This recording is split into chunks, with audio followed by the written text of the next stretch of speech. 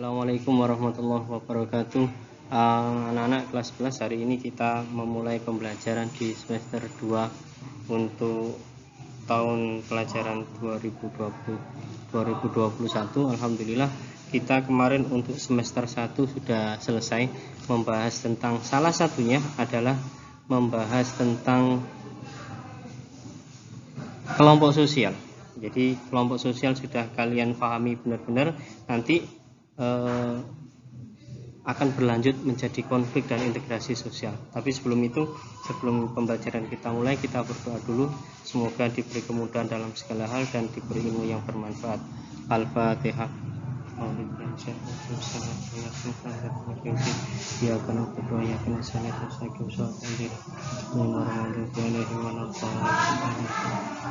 Terima kasih anak-anak.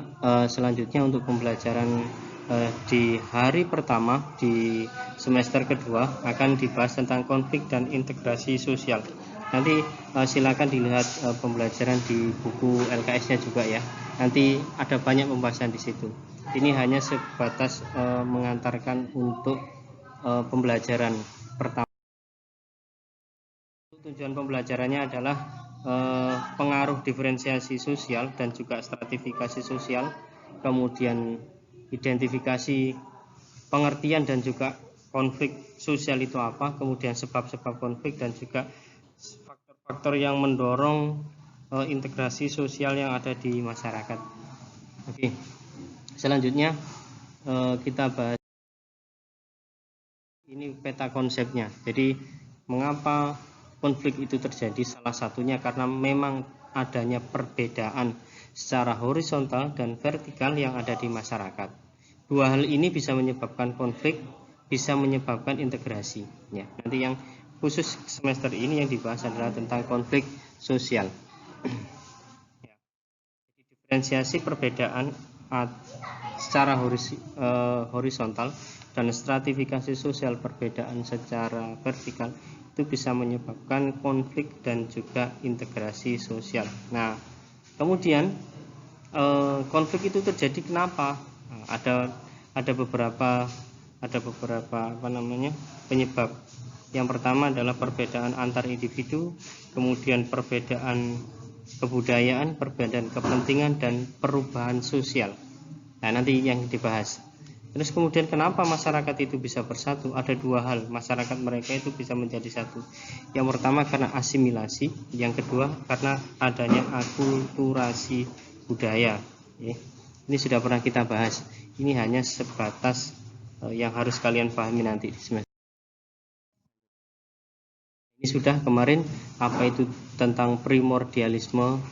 Ya, primordialisme itu sikap berpegang teguh pada hal yang semula melekat pada diri individu. Kemarin sudah saya contoh. Terus kemudian etnosentrisme itu apa? Terus kemudian politik aliran, konsolidasi, semuanya sudah pernah kita jelaskan. Nah, lanjut kita menuju ke materi kelas 11 semester 1. Yang paling utama yang di bab pertama adalah tentang konflik sosial.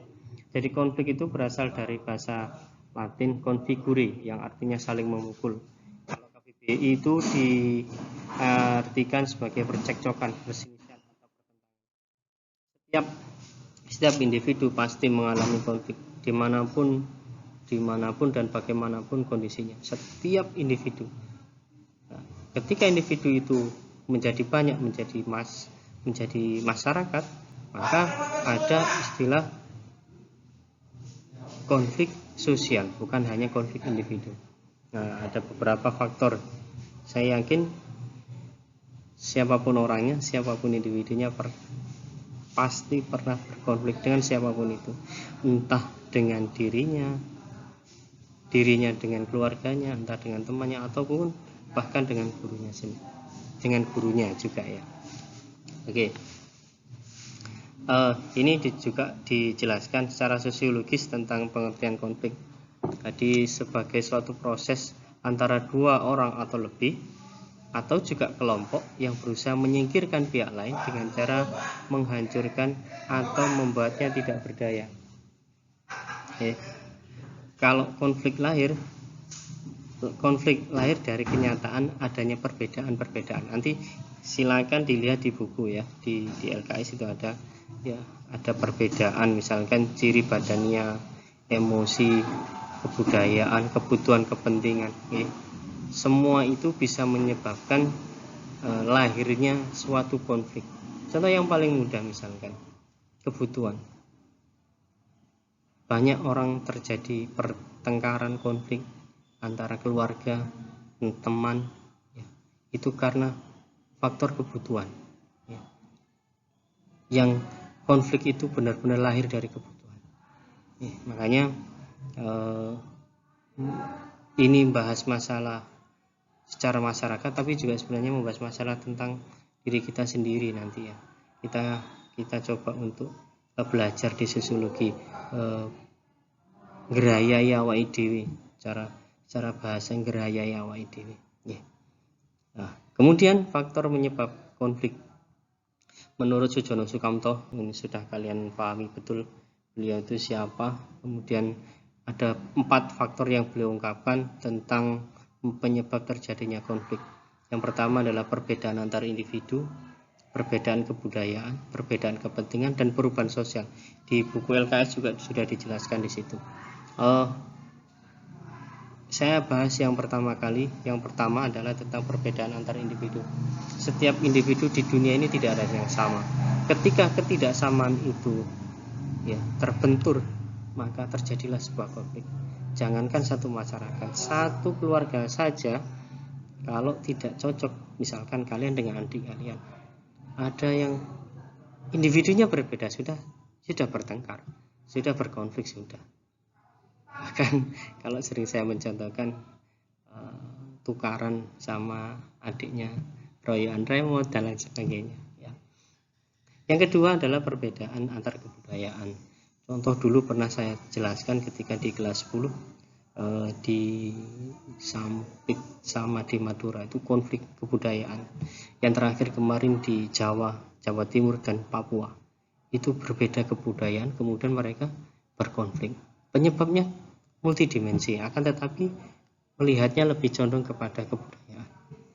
Yang ketiga ya adalah perbedaan kepentingan. Jadi setiap orang punya kepentingan berbeda-beda. Misalkan buruh dengan pengusaha, kepentingannya berbeda. Mereka akhirnya tukaran konflik. Ya banyak yang intinya adalah perbedaan kepentingan. Contoh lagi Satpol PP dengan orang yang berjualan di pasar, di pinggir jalan-jalan itu, di trotoar. Kepentingannya sama. Tapi karena mereka itu kondisi perbedaan kepentingan waktunya yang ini akhirnya mereka berkonflik.